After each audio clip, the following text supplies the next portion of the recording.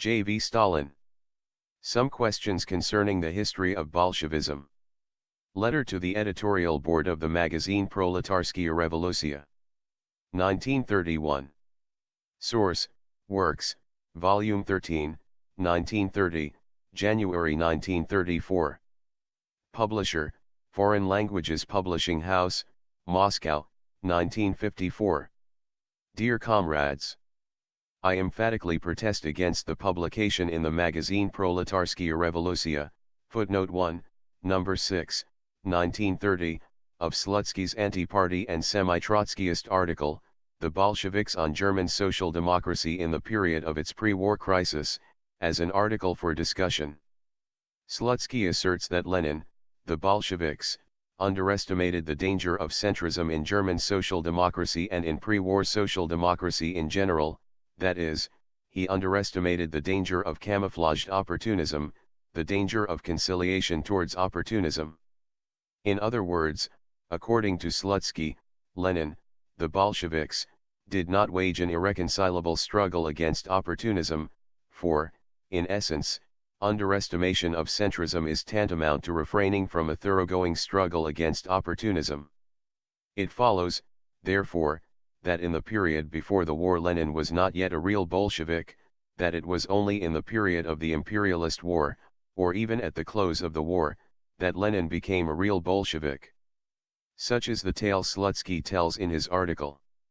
And you, instead of branding this newfound historian as a slanderer and falsifier, enter into discussion with him, provide him with a forum. I cannot refrain from protesting against the publication of Slutsky's article in your magazine as an article for discussion, for the question of Lenin's Bolshevism, the question whether Lenin did or did not wage an irreconcilable struggle, based on principle, against centrism as a certain form of opportunism, the question whether Lenin was or was not a real Bolshevik, cannot be made into a subject of discussion. In your statement entitled From the Editorial Board, sent to the Central Committee on October 20, you admit that the editorial board made a mistake in publishing Slutsky's article as a discussion article.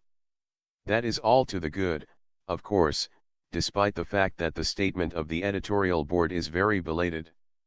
But in your statement you commit a fresh mistake by declaring that the editorial board consider it to be politically extremely urgent and necessary that the entire complex of problems pertaining to the relations between the Bolsheviks and the pre-war Second International be further analyzed in the pages of Proletarskaya Revolutsia.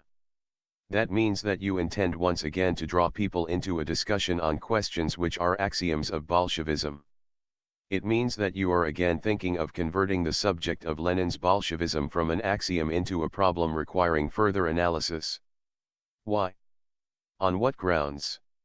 Everyone knows that Leninism was born, grew up and became strong in relentless struggle against opportunism of every brand, including centrism in the West, Kautsky, and centrism in our country, Trotsky, etc.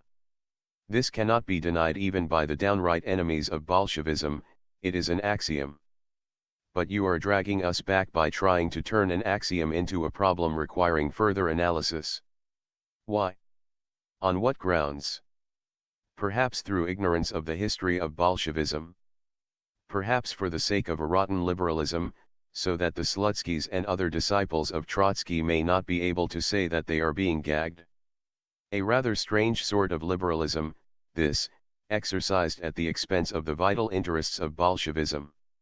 What, exactly, is there in Slutsky's article that the editorial board regard as worthy of discussion? 1. Slutsky asserts that Lenin, the Bolsheviks, did not pursue a line directed towards a rupture, towards a split with the opportunists in German social democracy, with the opportunists in the Second International of the pre-war period. You want to open a discussion on this Trotskyist thesis of Slutsky's. But what is there to discuss? Is it not obvious that Slutsky is simply slandering Lenin, slandering the Bolsheviks? Slander must be branded as such and not made the subject of discussion. Every Bolshevik, if he really is a Bolshevik, knows that long before the war, approximately since 1903-04, when the Bolshevik group in Russia took shape and when the lefts in German social democracy first raised their voice, Lenin pursued a line directed towards a rupture, towards a split with the opportunists both here, in the Russian Social Democratic Party, and over there, in the Second International, particularly in the German Social Democratic Party. Every Bolshevik knows that it was for that very reason that even at that time, 1903-05, in the ranks of the opportunists of the Second International, the Bolsheviks won for themselves honorable fame as being splitters and disruptors. But what could Lenin do, what could the Bolsheviks do, if the left Social Democrats in the Second International, and above all in the German Social Democratic Party, were a weak and powerless group, a group without organizational shape, ideologically ill-equipped and afraid even to pronounce the word rupture, split? It cannot be demanded that Lenin, the Bolsheviks, should have, from inside Russia, done the work of the lefts for them and brought about a split in the parties of the West. That is apart from the fact that organizational and ideological weakness was a characteristic feature of the left Social Democrats not only in the period prior to the war. As is well known, the lefts retained this negative feature in the post-war period as well. Everyone knows the appraisal of the German left Social Democrats given by Lenin in his famous article, on Junius's pamphlet, published in October 1916, that is, more than 2 years after the beginning of the war, in which Lenin, criticizing a number of very serious political mistakes committed by the left Social Democrats in Germany, speaks of the weakness of all German lefts, who are entangled on all sides in the vile net of Trotskyist hypocrisy, pedantry, friendship for the opportunists. In which he says that Junius has not yet freed himself completely from the environment of the German, even left Social Democrats, who are afraid of a split, are afraid to voice revolutionary slogans to the full. Footnote 2. Of all the groups in the Second International, the Russian Bolsheviks were at that time the only one which, by its organizational experience and ideological equipment, was capable of undertaking anything serious in the sense of a direct rupture, of a split with its own opportunists in its own Russian Social Democratic Party. Now, if the Slutskys attempted, not even to prove, but simply to assume that Lenin and the Russian Bolsheviks did not exert all their efforts to organize a split with the opportunists, Plekhanov, Martov, Dan, and to oust the centrists, Trotsky and other adherents of the August Bloc, then one could argue about Lenin's Bolshevism, about the Bolsheviks' Bolshevism. But the whole point is that the Slutskys dare not even hint at such a wild assumption. They dare not, for they are aware that the universally known facts concerning the resolute policy of rupture with the opportunists of all brands pursued by the Russian Bolsheviks, 1904-12, cry out against such an assumption. They dare not, for they know that they would be pilloried the very next day. But the question arises, could the Russian Bolsheviks bring about a split with their opportunists and centrist conciliators long before the imperialist war, 1904-12, without at the same time pursuing a line directed towards a rupture, towards a split with the opportunists and centrists of the Second International? Who can doubt that the Russian Bolsheviks regarded their policy towards the opportunists and centrists as a model for the policy of the lefts in the West? Who can doubt that the Russian Bolsheviks did all they could to push the left Social Democrats in the West, particularly the lefts in the German Social Democratic Party, towards a rupture, towards a split with their own opportunists and centrists? It was not the fault of Lenin and of the Russian Bolsheviks that the left Social Democrats in the West proved to be too immature to follow in the footsteps of the Russian Bolsheviks. 2. Slutsky reproaches Lenin and the Bolsheviks for not supporting the German left Social Democrat resolutely and wholeheartedly, for supporting them only with important reservations, for allowing factional considerations to hinder them from giving all-out support to the lefts. You want to discuss this fraudulent and utterly false reproach. But what is there indeed to discuss? Is it not obvious that Slutsky is maneuvering and trying, by means of a false reproach against Lenin and the Bolsheviks, to cover up the real gaps in the position of the lefts in Germany? Is it not obvious that the Bolsheviks could not support the lefts in Germany, who time and again wavered between Bolshevism and Menshevism, without important reservations, without seriously criticizing their mistakes, and that to act otherwise would have been a betrayal of the working class and its revolution? Fraudulent maneuvers must be branded as such and not made a subject of discussion. Yes, the Bolsheviks supported the left Social Democrats in Germany only with certain important reservations, criticizing their semi-Menshevik mistakes. But for this they ought to be applauded, not reproached. Are there people who doubt this? Let us turn to the most generally known facts of history. A. In 1903, serious differences arose between the Bolsheviks and the Mensheviks in Russia on the question of party membership.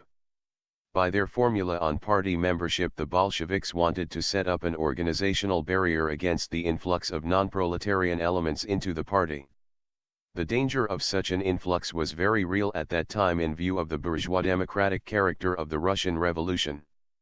The Russian Mensheviks advocated the opposite position, which threw the doors of the party wide open to non-proletarian elements. In view of the importance of the questions of the Russian Revolution for the world revolutionary movement, the West European Social Democrats decided to intervene. The left Social Democrats in Germany, PARVUS and Rosa Luxemburg, then the leaders of the lefts, also intervened. And what happened? Both declared for the Mensheviks and against the Bolsheviks. They accused the Bolsheviks of having ultra-centralist and Blanquist tendencies. Subsequently, these vulgar and Philistine epithets were seized upon by the Mensheviks and spread far and wide. B.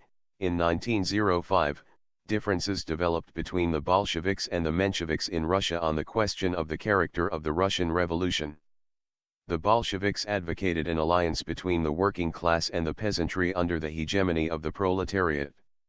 The Bolsheviks asserted that the objective must be a revolutionary democratic dictatorship of the proletariat and peasantry for the purpose of passing immediately from the bourgeois democratic revolution to the socialist revolution, with the support of the rural poor secured. The Mensheviks in Russia rejected the idea of the hegemony of the proletariat in the bourgeois democratic revolution. Instead of the policy of an alliance between the working class and the peasantry, they preferred the policy of an agreement with the liberal bourgeoisie, and they declared that the revolutionary democratic dictatorship of the proletariat and peasantry was a reactionary Blanquist scheme that ran counter to the development of the bourgeois revolution. What was the attitude of the German left Social Democrats, of Parvus and Rosa Luxemburg, to this controversy?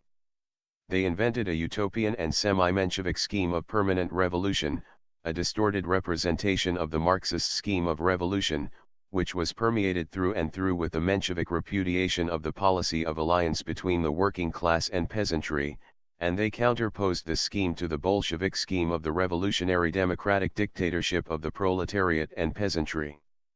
Subsequently, this semi-Menshevik scheme of permanent revolution was seized upon by Trotsky, in part by Martov, and turned into a weapon of struggle against Leninism.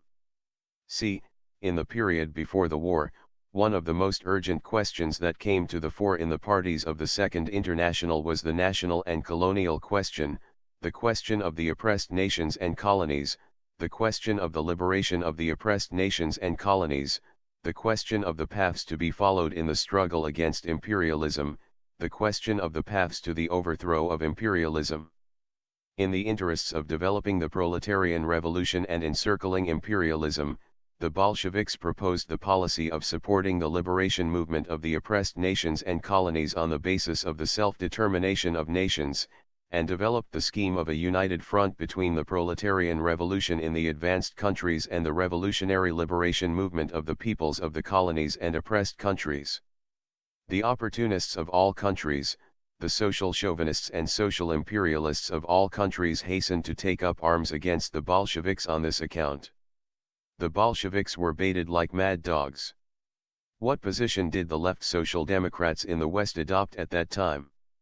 They developed a semi-Menshevik theory of imperialism, rejected the principle of self-determination of nations in its Marxist sense, including secession and formation of independent states, rejected the thesis that the liberation movement in the colonies and oppressed countries is of great revolutionary importance, rejected the thesis that a united front between the proletarian revolution and the movement for national liberation is possible, and counterposed all this semi-Menshevik hodgepodge, which is nothing but an underestimation of the national and colonial question, to the Marxist scheme of the Bolsheviks.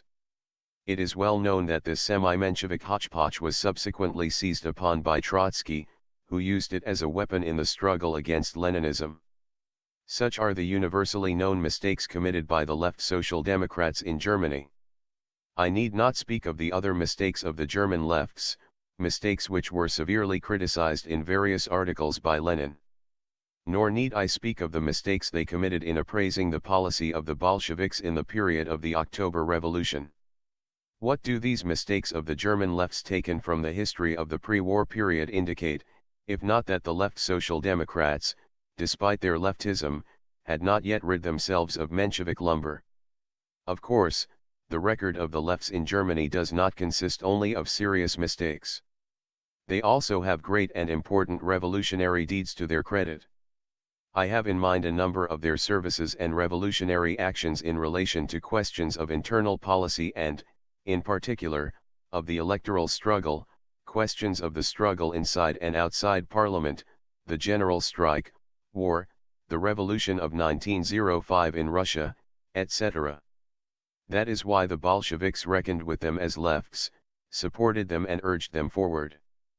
But it does not and cannot obliterate the fact that at the same time the left Social Democrats in Germany did commit a number of very serious political and theoretical mistakes, that they had not yet rid themselves of the Menshevik burden and therefore were in need of severe criticism by the Bolsheviks.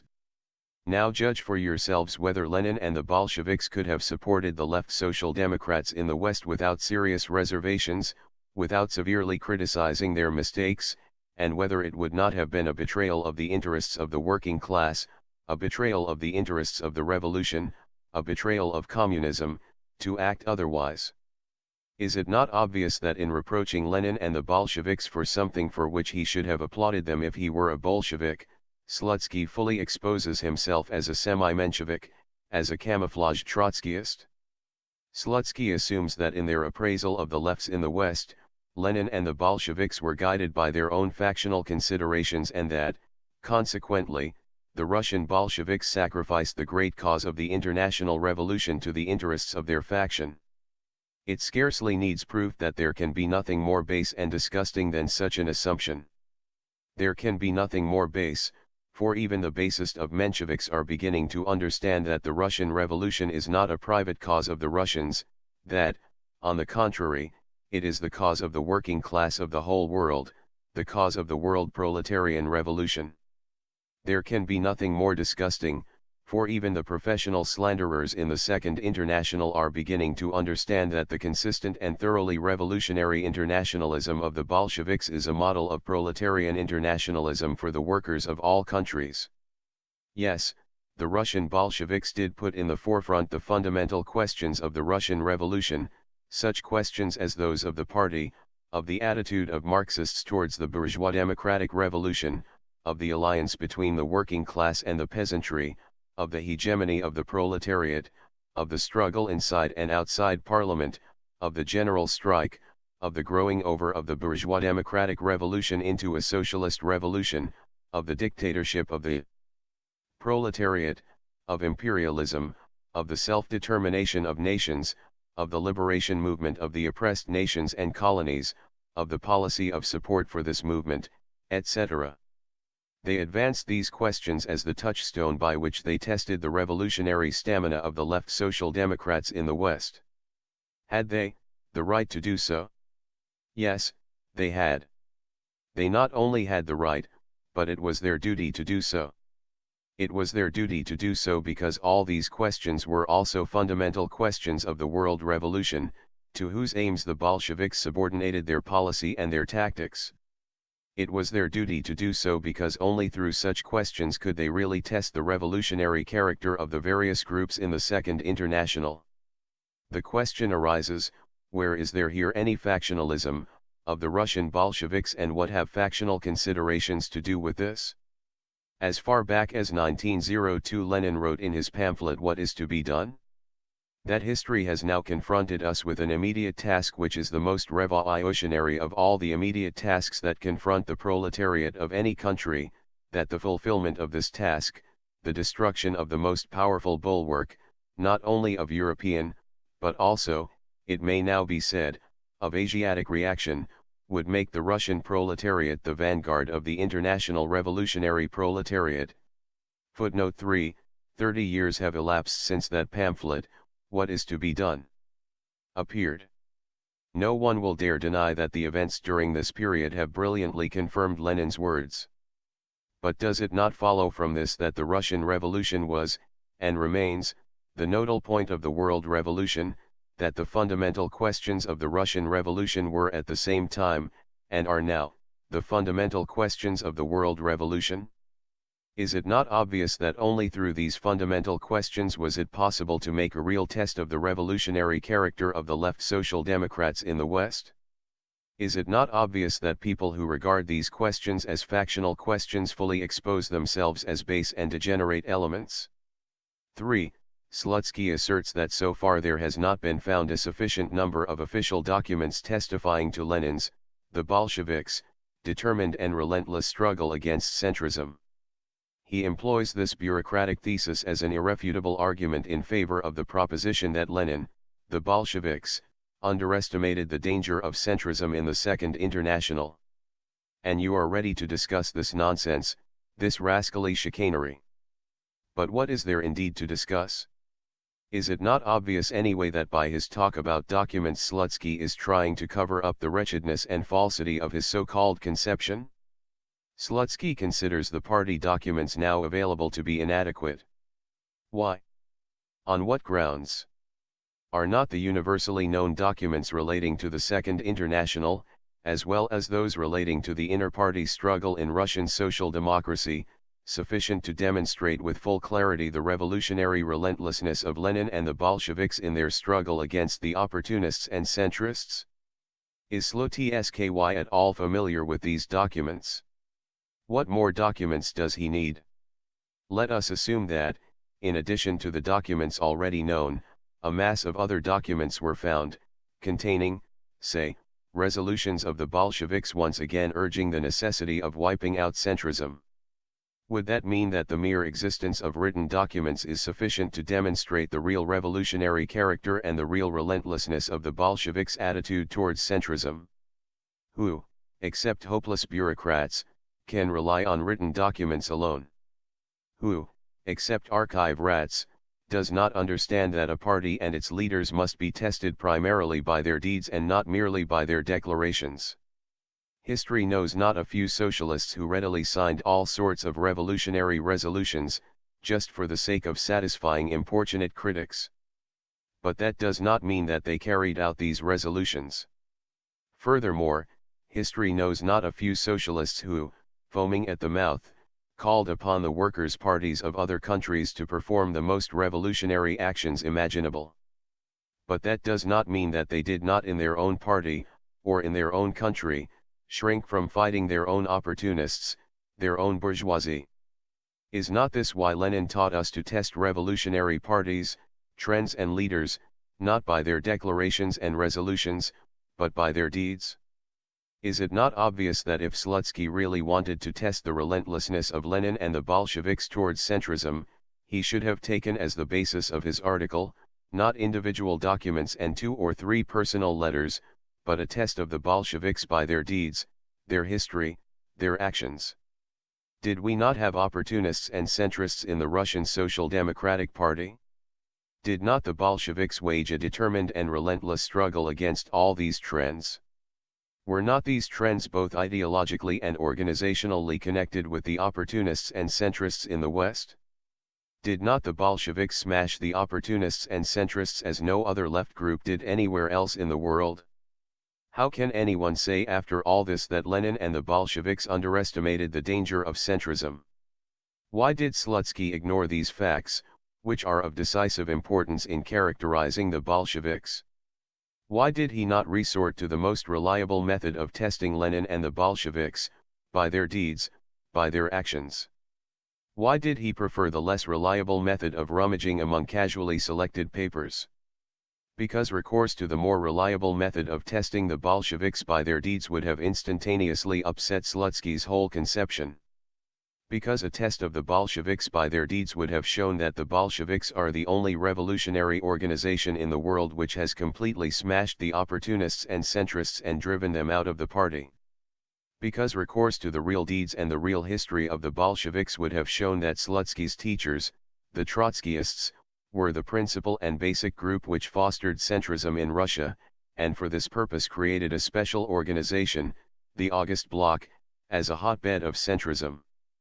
Because a test of the Bolsheviks by their deeds would have exposed Slutsky once and for all as a falsifier of the history of our party, who is trying to cover up the centrism of pre-war Trotskyism by slanderously accusing Lenin and the Bolsheviks of having underestimated the danger of centrism.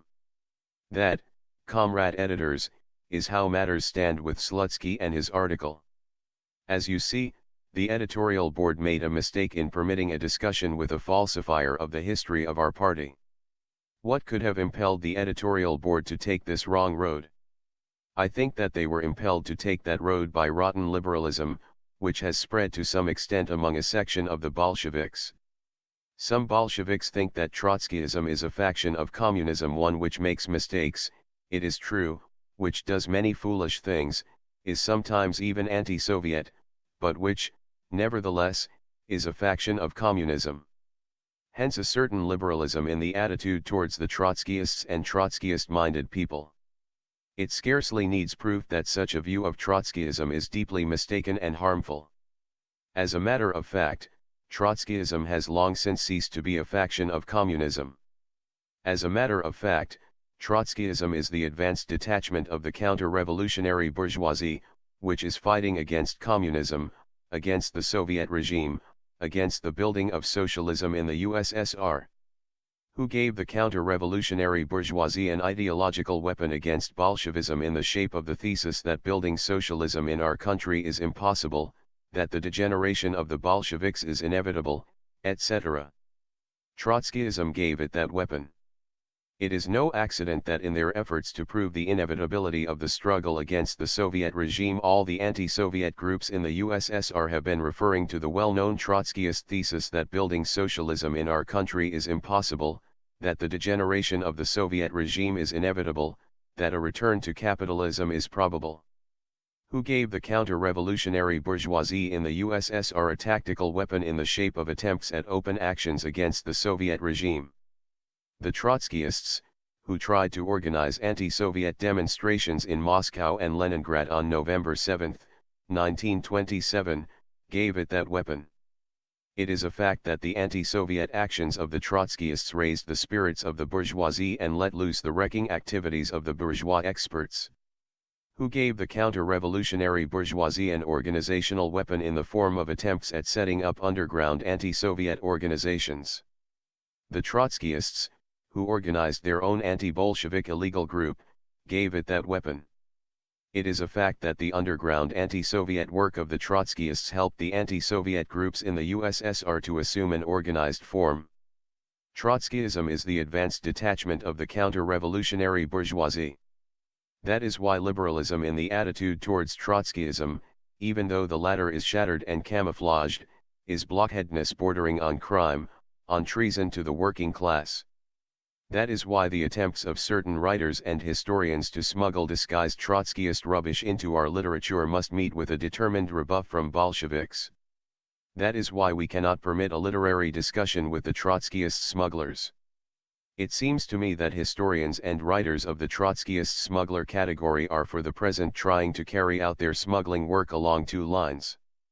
Firstly, they are trying to prove that in the period before the war Lenin underestimated the danger of century-terrorism, thereby leaving the inexperienced reader to surmise that, in consequence, Lenin was not yet a real revolutionary at that time, that he became one only after the war, after he had re-equipped himself with Trotsky's assistance.